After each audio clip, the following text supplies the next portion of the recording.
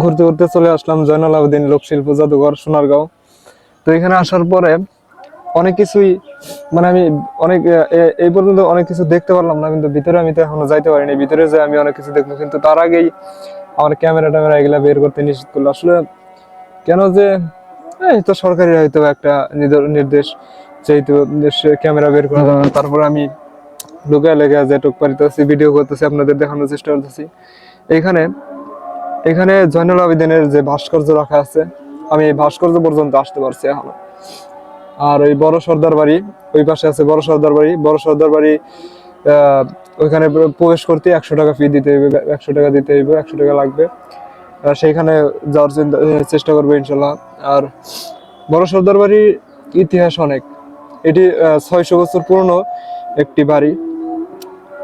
600 বছর পুরনো একটি বাড়ি। এই বাড়িতে সুলতানি আমল, মোগল আমল এবং ব্রিটিশ শাসনেরও একটি ইতিহাস দাঁড়িয়ে আছে। এটা এখানে যে বারো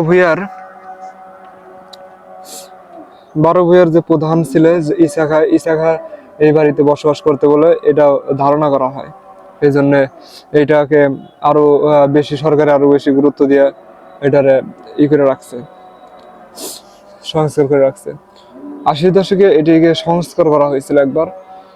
যাই হোক, আমি এই জয়নুল আবেদিন জাদুঘর এই বিশাল বড় এরিয়া, বিশাল বড় এরিয়া। এখানে সত্যি ভালো লাগার মতো জিনিস, প্রাকৃতিক সব দৃশ্য, যতদূর চোখ দিয়ে যাচ্ছে সব সৌন্দর্যই। তো একটা কাহিনী আছে, এখানে আইসার পরেই আমি একজনকে জিজ্ঞেসি মানুষের টাকা খাওয়ার কতটা ধান্দা, কতটা ক্ষুধা। একজনের বলছি যে আমার ভিডিও করতে দিয়ে কিনা। সে বলে তো ভিডিও করতে তো দেওয়া হয় না, ভিডিও করতে দেয় না। তো ক্যামেরা নিয়ে আইছেন নাকি আপনি? আমি বললাম যে হ্যাঁ, ক্যামেরা তো নিয়ে আসছি। আমি শুরুতে ক্যামেরা নিয়ে আসছি এটা বলি নাই, আমি বলছি তো আমি ক্যামেরা নিয়ে আসিনি, আমি ফোন দিয়ে এই হালকা পাতলা ভিডিও অথবা ছবি টবি এগুলো করতে চাই। সে বলে যে ফোন কি ফোন?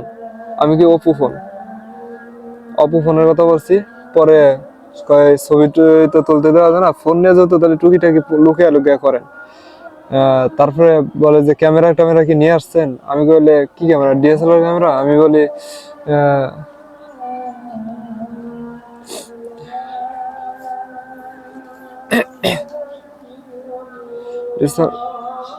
হম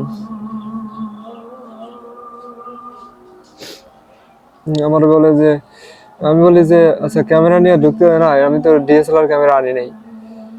বলে যে কি ক্যামেরা? নিয়ে আসছেন কি ক্যামেরা? আমি বললাম যে অ্যাকশন ক্যামেরা আছে আমার।